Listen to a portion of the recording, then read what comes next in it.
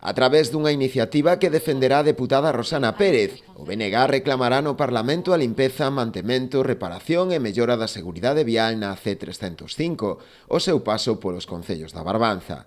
Segundo a nacionalista, trátase da principal vía de comunicación que percorre a comarca, que cruza os núcleos de poboación máis importantes e que conecta os cascos urbanos dos 4 concellos.